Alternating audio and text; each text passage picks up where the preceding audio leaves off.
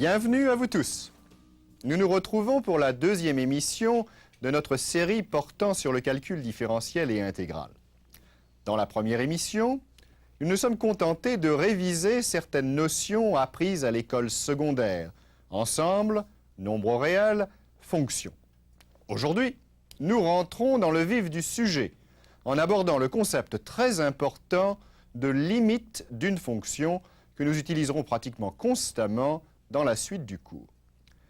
C'est un concept intuitif dont la définition rigoureuse est plutôt difficile et décourageante au début. La notion de limite a toujours dérouté génération après génération d'étudiants. L'essentiel, bien sûr, est de ne pas se laisser décourager au début. Certes, le concept de limite est difficile, mais les choses se clarifieront ultérieurement.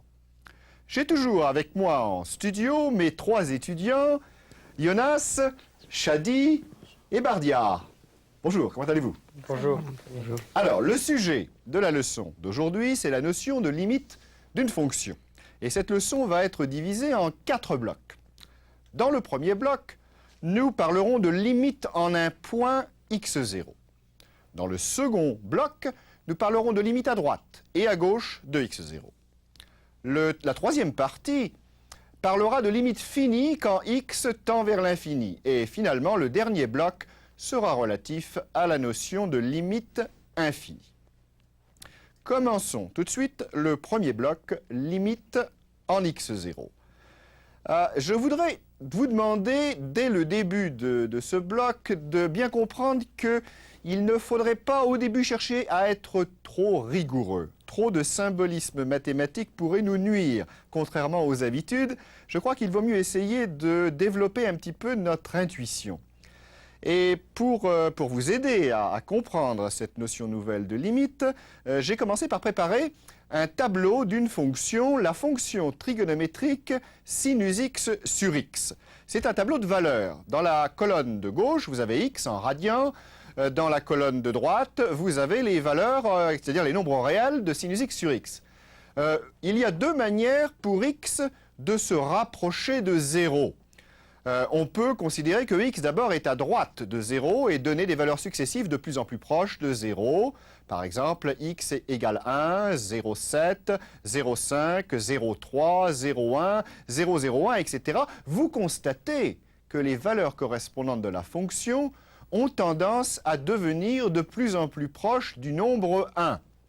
Si l'on regarde maintenant les valeurs négatives de x, comme moins 1, moins 0,7, moins 0,5, etc., moins 0,01, eh bien c'est le même phénomène quand x se rapproche de la gauche, du nombre 0 bien sûr, les valeurs de la fonction ont tendance à devenir de plus en plus proches de 1. On dira que la limite de sinus x sur x est le nombre 1 quand x tend vers 0.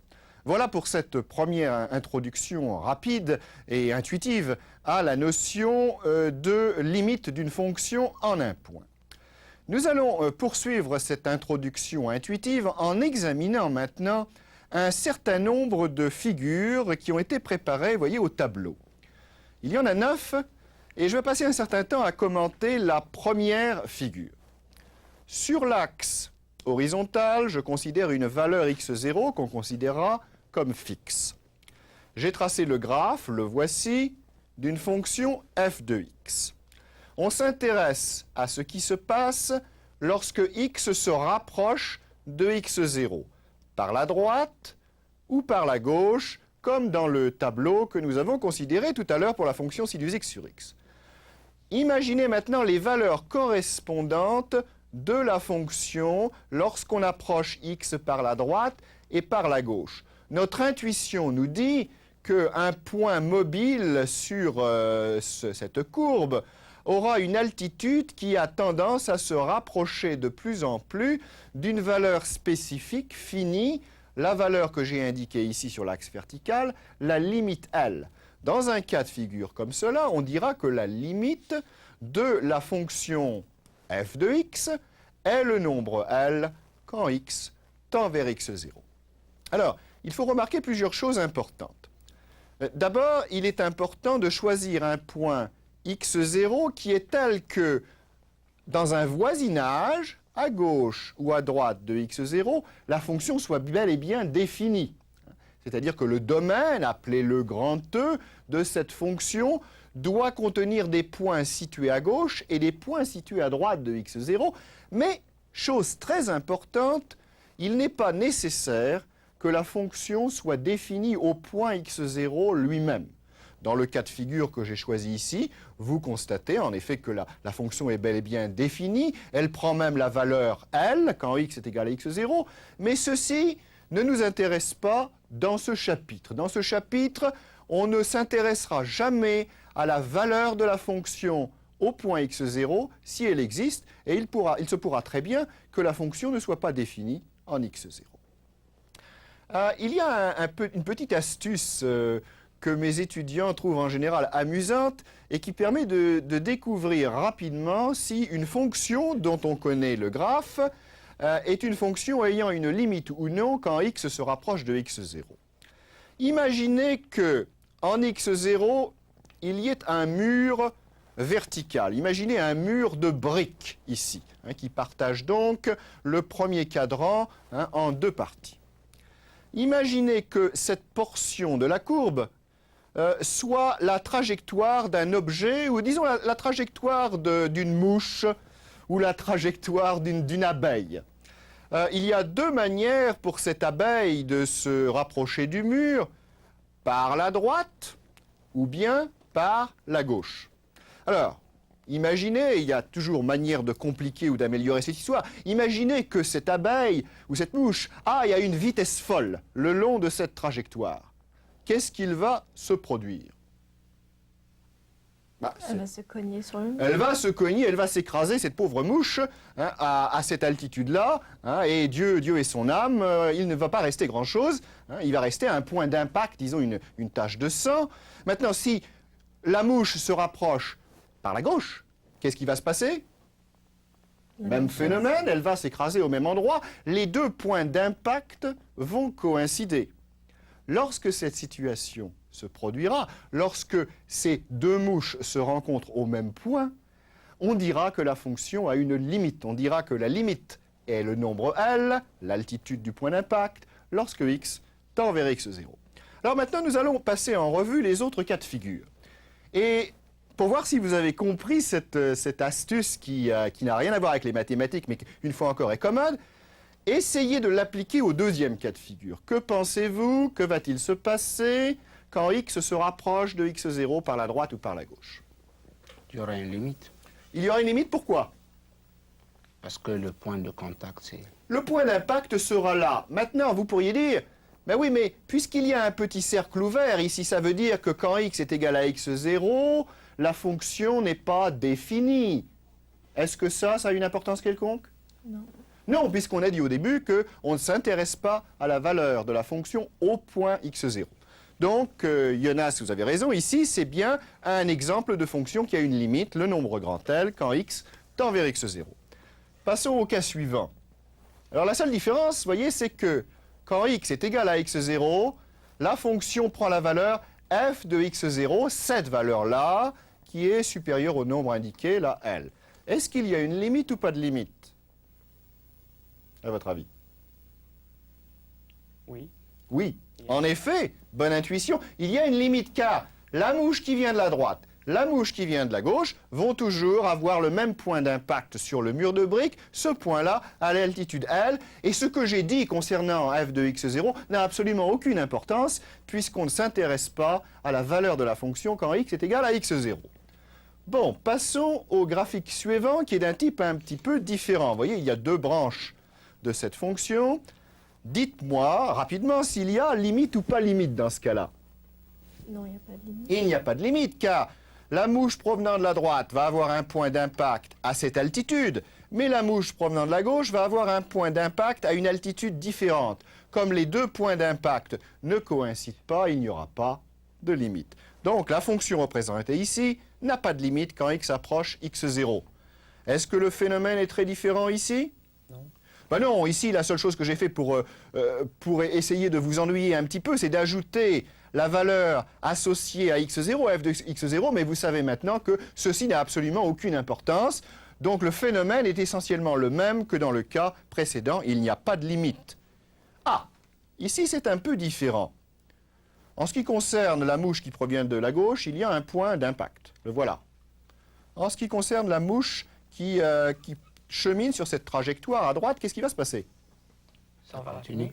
Ben, on peut dire que, puisque le graphique monte indéfiniment, il y a une asymptote verticale, il n'y aura pas de point d'impact. On peut dire que cette pauvre mouche, à partir d'un certain moment, lorsqu'elle atteint les cieux, va manquer d'oxygène, mais il n'y aura certainement pas de point d'impact. Puisque la condition exprimée au début, la coïncidence entre les points d'impact, n'est pas satisfaite, on dit qu'il n'y aura pas de limite. Donc pas de limite dans ce cas-là.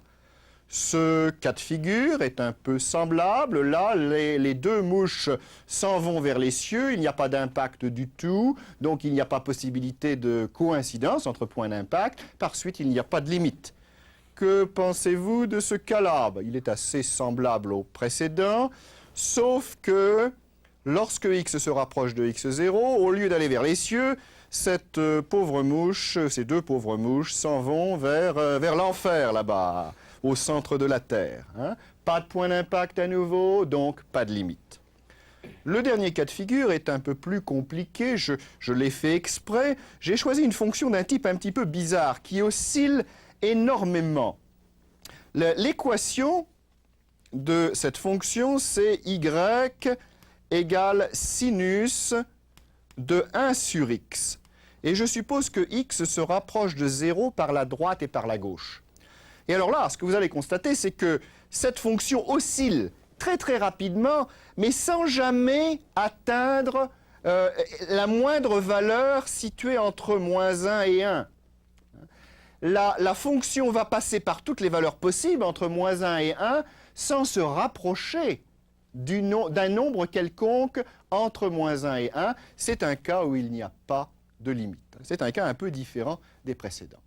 Bon, il est important, maintenant qu'on a terminé cette introduction purement intuitive, de vous mettre en garde dans les problèmes que vous allez résoudre. N'essayez pas d'utiliser ce genre de raisonnement, car il ne s'agit pas d'un cours d'entomologie ou de zoologie. Hein, il faudra utiliser le langage mathématique. Pour y arriver, il va falloir que l'on précise un petit peu le langage mathématique, c'est-à-dire il va falloir qu'on commence à introduire du symbolisme. Alors, l'idée clé, et je reviens au premier graphique, l'idée clé, c'est que quand x est très proche de x0, f de x est très proche de L.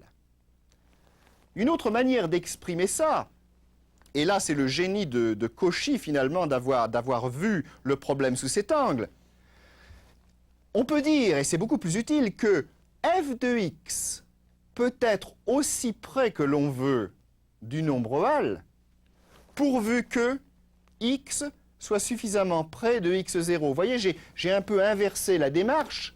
Hein. Mon point de départ, ça va être ce qui se passe sur l'axe des ordonnées. On va pouvoir choisir au départ un niveau de proximité entre L et f de x. Alors ce niveau de proximité, comment le définir? Hein, c'est une petite longueur, un niveau de proximité. Hein. On va le choisir à l'avance. Et on va lui donner une lettre une notation un peu compliquée. On va l'appeler epsilon, la lettre grecque epsilon. On va dire que, quel que soit epsilon positif, si petit soit-il, mais ce n'est même pas la peine de dire ça puisque epsilon est arbitraire, si on est capable, s'il existe un nombre correspondant, c'est-à-dire un degré de proximité correspondant sur l'axe horizontal, et on va l'appeler delta positif.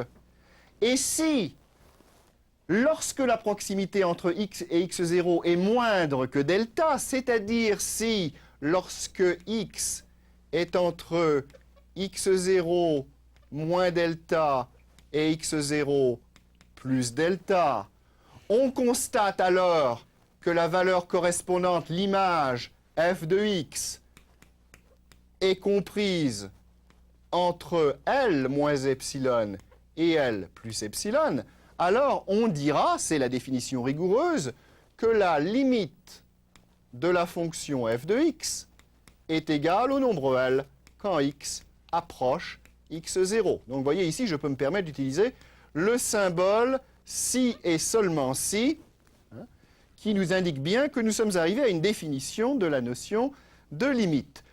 Deux petites remarques.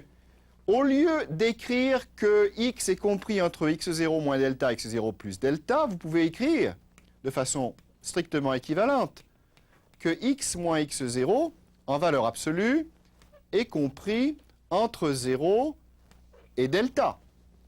Et de façon tout à fait similaire, au lieu d'écrire que f de x est entre L moins epsilon et L plus epsilon, on pourra écrire que la différence, la proximité donc entre f de x et L peut être rendue inférieure au nombre qu'on avait choisi à l'avance, epsilon. Rappelez-vous que epsilon est arbitraire, mais delta va en général dépendre de epsilon. Si epsilon est très petit, delta est très petit, on va voir ça ultérieurement. Alors, il faut un certain temps pour s'habituer à ce genre de définition. D'abord, nous allons la revoir au complet. Elle va être cette fois-ci exprimée de façon peut-être un petit peu plus correcte, avec des phrases. La voici à l'écran. Vous voyez, soit E, domaine d'une fonction, sous-ensemble de R, soit F, sous-ensemble de R, et une fonction de E dans F, définie au voisinage de x0.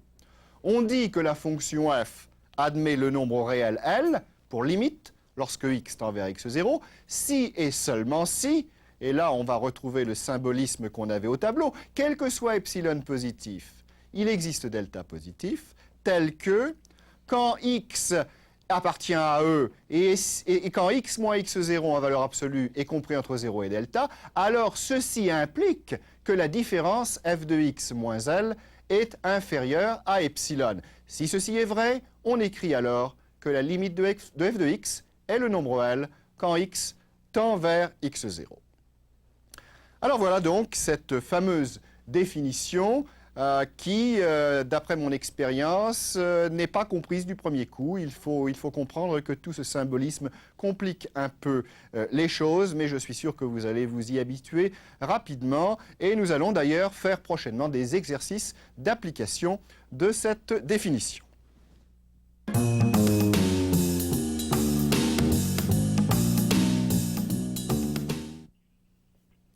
Nous allons tout de suite appliquer la définition d'une limite à un exemple spécifique. Choisissons une fonction relativement simple pour commencer. F de x égale 2x moins 3. C'est une fonction linéaire. Vous savez que son graphe est une droite. Il sera commode de représenter d'ailleurs ce graphe puisqu'on a à notre disposition un système d'axes de coordonnées. Alors, sur l'axe vertical, choisissons des unités. De même sur l'axe horizontal. Si x est égal à 2, quel est f de 2? Eh bien, c'est 2 fois 2, moins 3, 4 moins 3, c'est-à-dire 1. On obtient donc ce point du graphe. Si x est égal à 3, on a 2 fois 3 moins 3, donc 6 moins 3, c'est-à-dire 3. Alors si ceci c'est 1, 2, 3, le point correspondant va se trouver quelque part ici. Et bien sûr, voici un autre point du graphe. Donc en joignant ces 3 points, on va obtenir une approximation du graphe de cette droite. Voilà, appelons ça si vous voulez la droite L d'équation f de x égale 2x moins 3. Revenons à l'exercice. Il nous faut choisir une valeur de x0, ce qu'on a appelé x0 dans la définition. Prenons par exemple x0 égale 2. Le but de l'exercice va être de montrer que la limite lorsque x se rapproche de x0, donc quand x tend vers 2, de la fonction f de x, c'est-à-dire de 2x moins 3, est égale à 1, le nombre 1. Donc on veut montrer que la limite L est égale au nombre 1. Nous allons le faire rigoureusement, mais je crois qu'il faut garder présent à l'esprit cette définition de la limite, donc je vais la réécrire ici. On dit, rappelez-vous, que la limite de f de x est le nombre L quand x tend vers x0, si et seulement si, pour tout epsilon positif, il existe un delta positif tel que lorsque x appartient à E et lorsque la valeur absolue de x moins x0 est comprise entre 0 et delta, alors on a valeur absolue de f de x moins L inférieure à epsilon. Alors ici, l'idée c'est de choisir, choisissons un nombre epsilon positif arbitraire. L'idée, c'est de chercher maintenant un nombre delta correspondant. Cherchons un nombre delta positif tel que si quoi? Si la valeur absolue de x moins x0 est entre 0 et delta, c'est-à-dire ici, si valeur absolue de x moins, quelle est x0 moins 2, est entre 0 et delta, on aura valeur absolue de f de x moins L, donc dans cet exercice, valeur absolue de 2x moins 3 moins la limite potentielle, c'est-à-dire le nombre L, 1, inférieur au nombre choisi à l'avance, epsilon. Bien sûr, valeur absolue de 2x moins 3 moins 1 plus petit que epsilon, ça veut dire valeur absolue de 2x moins 4, inférieure à epsilon. L'idée maintenant, c'est de trouver une relation simple entre la valeur absolue de x moins 2 et la valeur absolue de 2x moins 4. Et là, je crois que vous n'allez pas avoir tellement de difficultés à trouver cette relation. Partons de la valeur absolue de 2x moins 4. On peut mettre visiblement 2 en facteur, on peut le sortir du symbole de valeur absolue, et ceci est donc 2 fois la valeur absolue de x moins 2. Maintenant, n'oubliez pas ce que l'on veut faire. On veut rendre valeur absolue de 2x moins 4 inférieure à epsilon. On veut donc que ceci, ce membre-là, soit inférieur à epsilon. Que pouvez-vous dire de la valeur absolue de x moins 2 pour qu'on réalise cette inégalité? Quelle condition va porter sur valeur absolue de x moins 2 si l'on veut que valeur absolue de 2x moins 4 soit plus petit que epsilon? Doit être plus petit que epsilon sur 2. Voilà, il suffit en effet de choisir valeur absolue de x moins 2 inférieure à epsilon sur 2, car 2 fois epsilon sur 2 va bien nous donner un produit égal à epsilon. Donc, il va falloir choisir valeur absolue de x moins 2 inférieure à epsilon sur 2. Eh bien, voilà le nombre que nous cherchions, voilà le nombre delta. On a le droit de prendre delta égale epsilon sur 2. Dès l'instant où on a été capable d'associer le nombre delta au nombre choisi à l'avance epsilon, le problème est terminé. Donc on peut conclure que la limite de 2x moins 3 quand x tend vers 2 est bien égale à 1. Alors là, il serait bon de se reporter au graphique de tout à l'heure. Le x0, rappelez-vous, c'est ceci, c'est le nombre 2. La limite potentielle, c'était le nombre 1. Choisir un epsilon arbitraire et satisfaire à la condition valeur absolue de f de x moins L plus petit que epsilon, ça voulait dire réaliser la double inégalité f de x compris entre L moins epsilon et L plus epsilon. Alors choisissez un epsilon quelconque, une petite longueur, voilà par exemple, voilà un epsilon. Placez ça au-dessus de L, c'est-à-dire de 1, et placez la même longueur en dessous. Vous obtenez ainsi une bande horizontale, c'est-à-dire l'espace, le plan compris entre ces deux lignes horizontales. On veut que f de x soit compris entre ces deux bandes, ben vous voyez qu'il suffit de choisir x proche de 2, proche de x0. Il suffit de donner à delta cette valeur ici, que l'on place à droite et à gauche de x0. Et il est relativement facile de voir que puisque la pente de notre droite était 2, si l'on a une longueur ici de 2 epsilon, et si on a une longueur là de 2 delta, le rapport 2 epsilon sur 2 delta, qui est epsilon sur delta, doit être égal à 2, ce qui nous donne bien la condition delta égale epsilon sur 2. Alors voilà pour cet exercice. Je vous conseille d'en faire beaucoup d'autres, il y en a dans le manuel. En particulier, j'aimerais que vous me prouviez, avant la prochaine fois, que la limite de la fonction très simple x, quand x tend vers x0, est égale à x0. Voilà un résultat qui est pour l'instant un exercice, mais on le considérera à l'avenir comme une sorte de mini-théorème.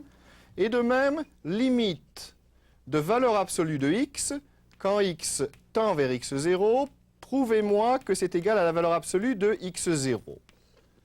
Il y a encore un résultat peut-être que vous pouvez démontrer et qui vous rendra grand service plus tard, la limite d'une fonction constante, c, la limite de f de x égale c. Quand x tend vers x0, prouvez-moi que c'est tout simplement la constante c. Voilà, nous allons... Pardon ? Valeur absolue, en effet, de x0, j'ai oublié une barre. Nous allons maintenant terminer ce premier bloc par un théorème célèbre qui porte un nom amusant. On l'appelle quelquefois le théorème des deux gendarmes, ou encore le théorème du sandwich, et vous allez comprendre pourquoi tout de suite. J'aurai besoin de 2 personnes pour m'aider. Alors, est-ce que Jonas et Bardia, vous voulez m'aider? Alors, venez ici, de part et d'autre de moi, et imaginons que pour un instant, vous soyez des fonctions. Vous êtes la fonction h, et vous êtes la fonction g. Et je suis une fonction aussi, la fonction f. Et comme vous voyez, je suis entre vous deux, je suis coincé. La fonction f est coincée entre la fonction g et la fonction h. Maintenant, imaginons que d'une certaine manière, on puisse exprimer le fait que la fonction g va tendre vers une limite L. Et la fonction h va également tendre vers une limite L. Alors, tendre vers une limite, pour nous, en termes très simples, ce sera marcher vers la porte. La porte du studio, elle est là-bas. Alors, qu'est-ce qui va se passer si nous restons dans l'ordre que j'ai indiqué au début, c'est-à-dire que f est coincé entre g et h, et si g et h tendent en même temps vers la même limite L, qu'est-ce qui va se passer? Allez-y, tendez vers la limite. Oui, allez-y. Eh bien, en effet, je n'ai pas le choix. Merci beaucoup, je crois que la démonstration est complète. Merci. La fonction du milieu, la fonction f, doit aussi tendre vers la même limite. Bon, alors bien sûr, là aussi, ça n'est qu'une métaphore, il faut mettre ça dans un langage un peu plus rigoureux. Alors, c'est assez facile à résumer. Supposez que la fonction f, rappelez-vous, c'était moi la fonction f, soit compris entre g et h. Ou si vous voulez, le nombre g de x est inférieur ou égal au nombre f de x, qui lui-même est inférieur ou égal au nombre h de x. Si la fonction h de x tend vers le nombre L quand x tend vers x0, et si en même temps l'autre fonction g de x tend vers le même nombre L quand x tend vers x0, quelle est la conclusion? La fonction qui est coincée au milieu, en sandwich donc, ne peut que tendre vers le nombre L. Ce théorème des deux gendarmes, vous étiez les deux gendarmes, va nous servir dans un certain nombre de démonstrations de résultats. Je vous donne tout de suite un exemple intéressant. Je vais revenir au petit tableau. Pensez à la fonction trigonométrique sinus x. Prenons-la en valeur absolue. Comme vous le savez, une valeur absolue est toujours positive ou 0. Essayez de me trouver une autre fonction qui soit plus grande que la fonction valeur absolue de sinus x, à votre avis. f de x égale à 2. On pourrait prendre une fonction constante comme 2. Je ne vais pas le faire car si je prends la fonction 2, lorsque je vais chercher la limite de la fonction 2, une fonction constante, je vais obtenir le nombre 2. Donc je préférerais une autre fonction qui tende, disons, vers 0. Est-ce que vous pouvez en imaginer une? 2 Alors, sinus x. peut-être non, parce que ça ne va pas nous aider beaucoup, mais pensez au cercle trigonométrique. Voici l'angle x et voici sinus x. Ce segment sinus x est nécessairement plus petit que cet angle. Voyez? Prolongeons un peu le segment.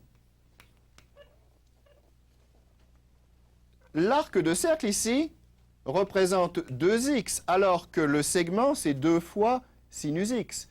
Eh bien, visiblement, le plus court chemin d'un point à un autre, c'est la ligne droite. Donc, cette distance-ci est plus petite que cette distance-là. Cette distance-là, c'est sinus x plus sinus x, donc c'est 2 fois sinus x. 2 fois sinus x est plus petit que la distance sur l'arc, plus petit que 2x. Donc, ce que j'avais en tête, c'était sinus x en valeur absolue inférieure ou égale à x en valeur absolue. Bon, que se passe-t-il maintenant quand x tend vers 0? Pour la fonction de gauche, la fonction qu'on avait appelée précédemment la fonction g, pas de problème. Limite d'une fonction constante, c'est la constante elle-même lorsque x tend vers 0. Que pensez-vous de la fonction valeur absolue de x quand x tend vers 0? Elle va tendre vers 0. Rappelez-vous l'exercice que j'ai suggéré. Limite de valeur absolue de x, quand x tend vers x0, égale valeur absolue de x0. Remplacez x0 par 0. Vous voyez que la fonction valeur absolue de sinus x est coincée entre deux fonctions qui chacune tendent vers 0. Donc sa limite sera également 0. Donc on a obtenu le résultat, je vais l'écrire ici, limite de sinus x quand x tend vers 0 est égal à 0. Bon, vous allez avoir bien sûr l'occasion d'utiliser cette définition dans non seulement de nombreux exercices de ce type, mais également dans de nombreuses démonstrations de théorèmes. Vous verrez ça en particulier la prochaine fois. Nous passerons beaucoup de temps la prochaine fois à démontrer des théorèmes qui utiliseront spécifiquement la définition d'une limite. Pour l'instant, rappelez-vous que le théorème des deux gendarmes sera très souvent un outil extrêmement utile pour la résolution de ces exercices ou pour la résolution de ces théorèmes. Homme d'une grande modestie, Isaac Newton avoua un jour que s'il avait pu voir plus loin que des cartes, c'est qu'il avait eu la chance de monter sur des épaules de géants. Son apport principal aux mathématiques fut la création d'un nouvel outil, le calcul des fluxions, fondement du calcul différentiel et du calcul intégral.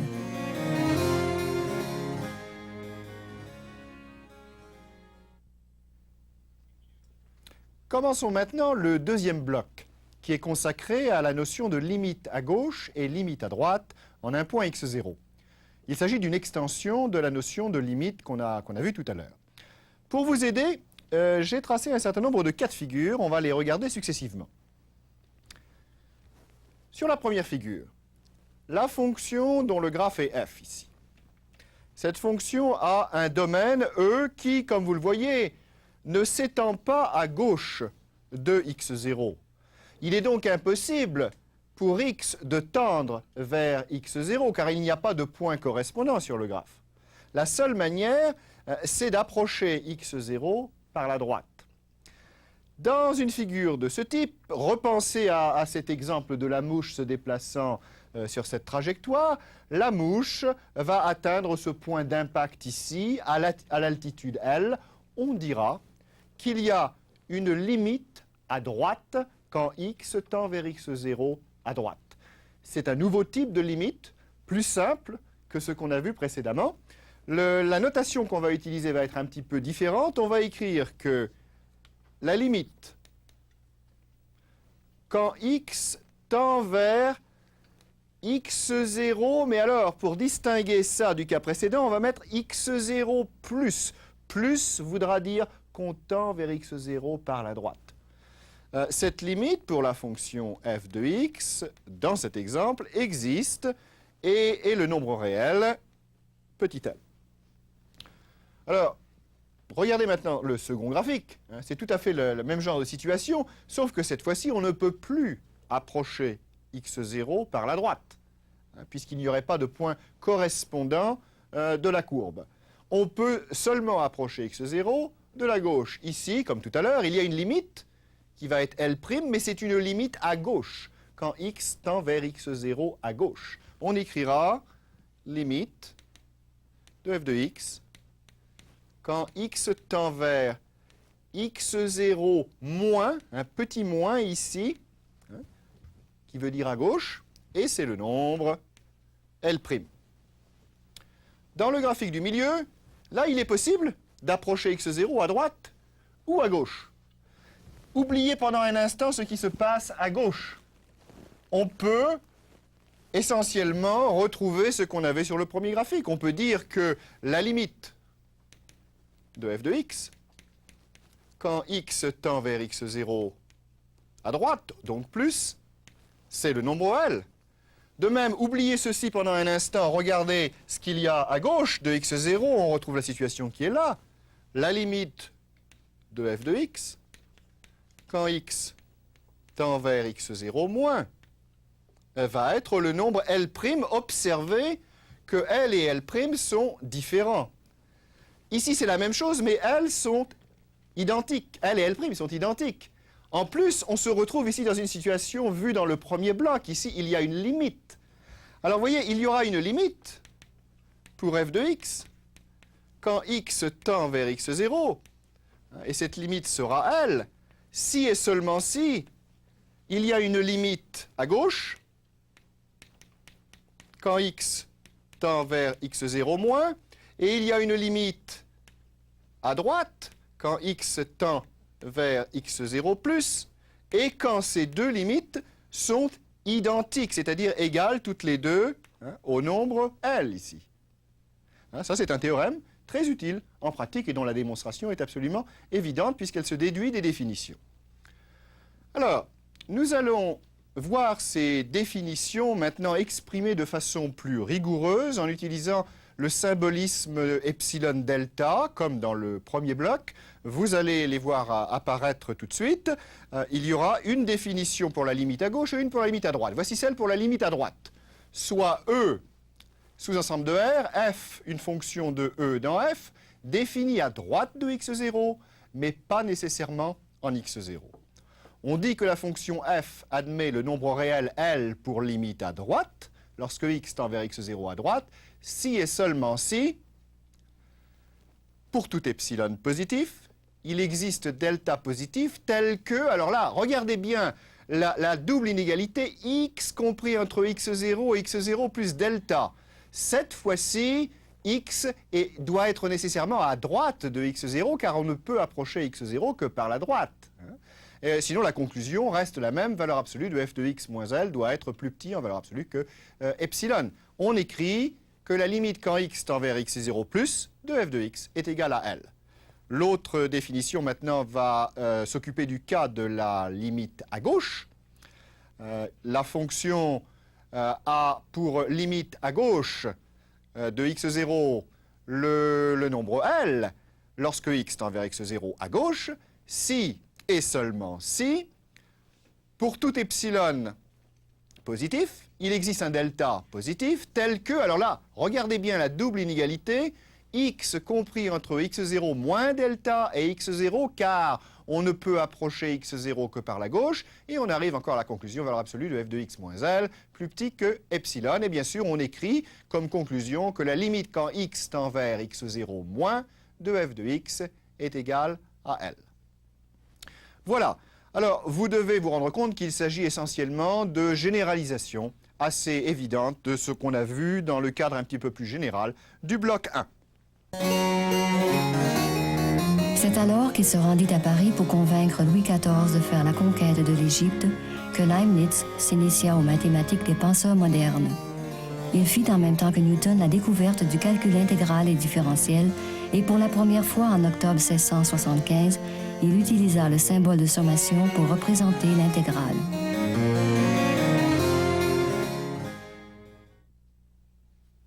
Le bloc 3 s'occupe de la notion de limite finie quand x, cette fois-ci, tend vers l'infini. Donc là, il y a quelque chose d'un petit peu nouveau.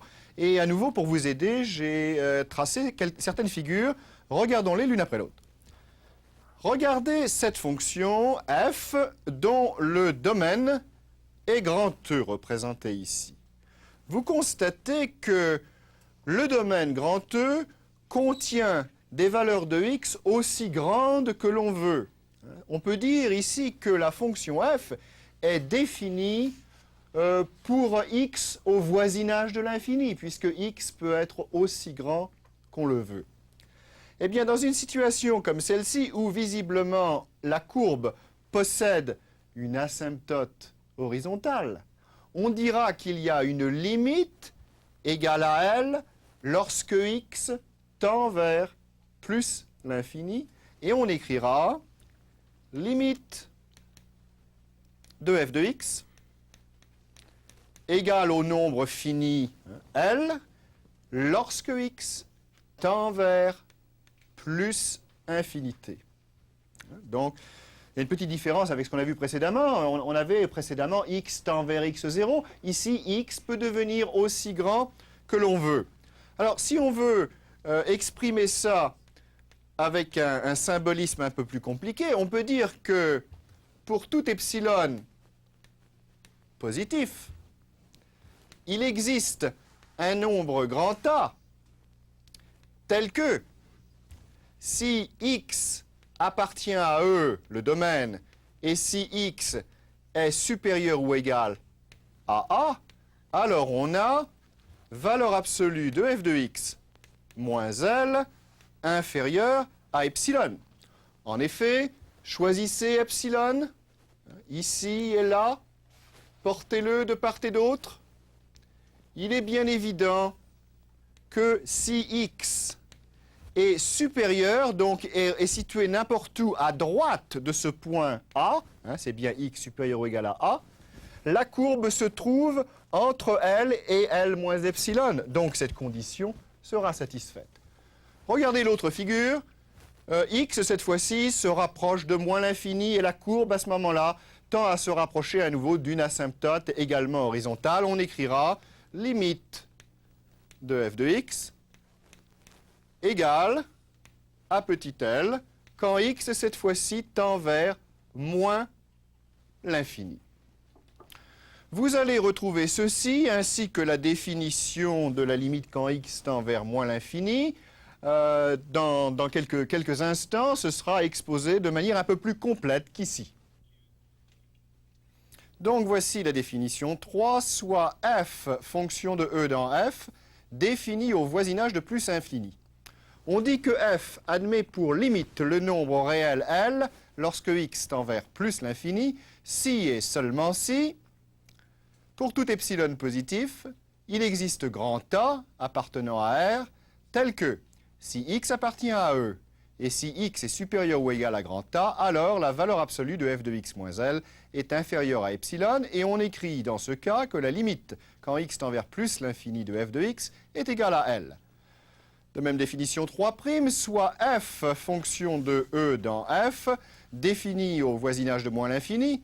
On dit que f admet pour limite le nombre réel L quand x tend vers moins l'infini, si et seulement si, pour tout epsilon positif, il existe grand A appartenant à R, tels que si x est dans E et si cette fois-ci x est inférieur ou égal à grand A, on a valeur absolue de f de x moins L inférieure à epsilon et on écrit limite de f de x quand x tend vers moins l'infini égale L.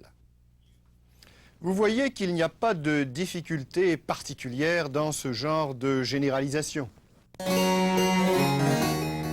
Fondateur de la géométrie analytique et père de la philosophie moderne, Descartes énonça la première vérité de son système dans sa phrase célèbre « Je pense, donc je suis ». En 1637, il publia son discours de la méthode, rendant valide la liaison entre l'expérience et la connaissance. Cette œuvre aura une influence considérable sur l'histoire des sciences. Le dernier bloc, le bloc 4, est une autre généralisation de la notion de limite. On va parler de limite infinie. Jusqu'ici, en effet, toutes les limites que nous avons considérées étaient toujours finies, étaient toujours un nombre de R. Pour comprendre ça, regardez les différentes figures tracées ici. Dans le cas de la première, nous avons une courbe f qui a visiblement une asymptote, voyez, verticale. Le graphe tend à se rapprocher de cette asymptote. On écrira que la limite de f de x est égale à plus l'infini. F de x peut être aussi grand que l'on veut lorsque x se rapproche de x0, à droite ou à gauche. Le deuxième cas de figure est un cas dans lequel, lorsque x se rapproche de x0 à droite, donc lorsque x tend vers x0 plus, le graphe devient aussi haut que l'on veut, donc la limite de f de x est plus l'infini. Observez que de l'autre côté, quand x tend vers x0 par la gauche, il y a également une limite à gauche, mais c'est une limite finie. Dans le troisième cas de figure, la situation est très semblable à celle du second cas, mais cette fois-ci, c'est lorsque x se rapproche de x0 par la gauche, x0 moins, que la fonction devient infiniment grande. Donc la limite de f de x est égale à plus l'infini quand x tend vers x0 moins. Les deux derniers cas correspondent aux situations dans lesquelles la fonction f de x tend vers plus l'infini lorsque x tend vers plus l'infini. Vous voyez, lorsque x s'éloigne vers la droite, aussi loin que l'on veut, le graphe monte de plus en plus haut en se rapprochant ici d'une asymptote qu'on peut appeler une asymptote oblique, car elle n'est ni horizontale ni verticale. Ici, c'est la même situation. Lorsque x tend vers l'infini, f de x tend vers l'infini, mais il n'y a pas cette fois-ci je n'ai pas tracé en tout cas, d'asymptote oblique. On dira plutôt qu'il y a une branche parabolique. Nous étudierons ces cas-là un peu plus en détail plus tard. Revenons par exemple au premier cas de figure et essayons de trouver un formalisme mathématique avec des notations, comme on l'a fait précédemment, pour exprimer le fait que la limite de f de x est plus l'infini quand x tend vers x0. Alors, on va dire que pour tout b positif fixé à l'avance, b aussi grand que l'on veut, on peut le choisir aussi haut que l'on veut, il existe un nombre correspondant delta positif tel que si x est très proche de x0, c'est-à-dire si x moins x0 en valeur absolue est entre 0 et delta, une fois encore, on ne veut pas que x soit exactement égal à x0, c'est pourquoi on a la condition strictement supérieure à 0, eh bien alors on arrivera à la conclusion que f de x est supérieur, ou supérieur ou égal, ça n'a pas d'importance, au nombre qu'on avait choisi à l'avance, b. Sur le graphique, étant donné ce b que l'on a choisi, il suffit de prendre un delta, ici, voyez, tel que x soit très proche de x0, un petit delta de part et d'autre, pourvu qu'on reste à l'intérieur de cet intervalle. Bien sûr, on peut donner des définitions de ce genre dans chacun des cas considérés ici, et je n'ai pas été exhaustif ici, il y a d'autres cas possibles où la limite ne serait pas, comme ici dans les 5 cas, plus l'infini, mais serait moins l'infini. En fait, il y a une dizaine de cas de figures possibles, donc une dizaine de définitions de ce type possible. Nous allons d'ailleurs les voir maintenant rapidement, et il faudra bien sûr que vous passiez un certain temps pour les comprendre, car les choses vont aller quand même assez vite. Première définition, la limite de f de x, quand x tend vers x0, est plus l'infini. Ça veut dire que quand x est très proche de x0, f de x peut être plus grand que n'importe quel b choisi à l'avance. La suivante, la limite de f de x est moins l'infini. Cette fois-ci, lorsqu'on est très proche de x0, à gauche et à droite, f de x va être inférieur à moins b, b ayant été choisi à l'avance. Définition suivante, la limite de f de x est plus l'infini quand x tend vers x0 à droite seulement. Donc, quand x est entre x0 et x0 plus delta, f de x sera plus grand que le b choisi à l'avance. Dans le cas suivant, la limite de f de x, quand x tend vers x0 plus, sera moins l'infini. Ce qui veut dire que si on choisit un b à l'avance, quand x est compris entre x0 et x0 plus delta, donc à droite de x0, f de x sera plus petit que moins b. Dans le cas suivant, c'est pratiquement la même chose, sauf que x tend vers x0 à gauche, x0 moins. La limite est plus l'infini, donc f de x sera plus grand que n'importe quel b fixé à l'avance, pourvu que x soit à gauche de x0, proche de x0. Dans la définition suivante, la limite de f de x sera moins l'infini, toujours quand x tend vers x0 par la gauche. Quel que soit b positif, on voit que f de x sera plus petit que moins b si x est à gauche de x0 et proche de x0. Dans le cas suivant, la limite de f de x sera plus l'infini, mais cette fois-ci quand x tend vers plus l'infini, si pour tout b fixé à l'avance, il existe un a, tel que si x est supérieur ou égal à a, f de x sera plus grand que le b choisi à l'avance. Dans le cas suivant, la limite de f de x quand x tend vers plus l'infini sera moins l'infini. Pour tout b fixé à l'avance, il existera un a tel que si x est plus grand que cet a, alors f de x sera plus petit que moins b. Dans le cas suivant, la limite de f de x sera plus l'infini quand x tend vers moins l'infini, si et seulement si, pour tout b, il existe un a tel que si x est inférieur ou égal à a, f de x sera supérieur à b. Et dans le cas qui suit, la limite de f de x sera moins l'infini quand x tend vers moins l'infini, si pour tout b positif, il existe un a dans R tel que si x est inférieur à a, alors f de x sera inférieur à moins b.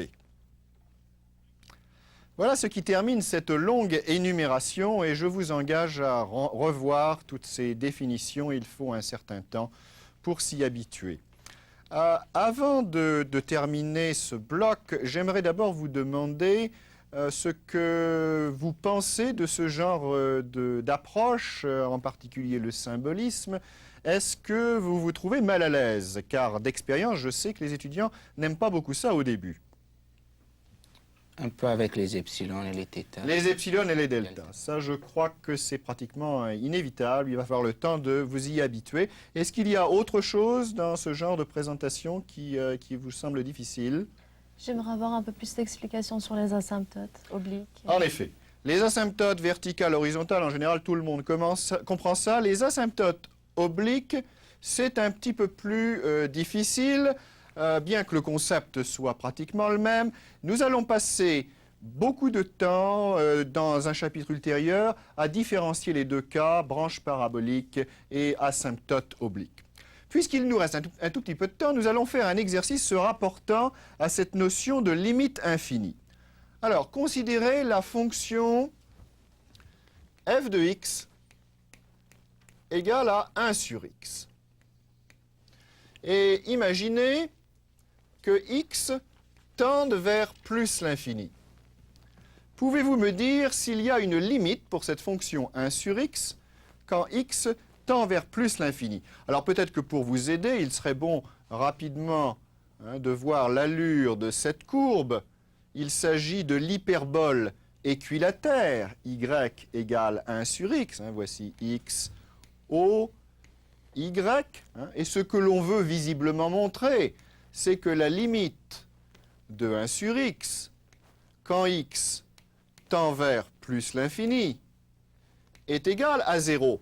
Pour le faire de manière rigoureuse, il faut se donner un epsilon positif. Et il faut considérer 0 plus epsilon, 0 moins epsilon. Comme la courbe est entièrement au-dessus de l'axe des x, nous allons simplement considérer 0 plus epsilon, c'est-à-dire epsilon. Tracer une ligne horizontale à l'altitude epsilon.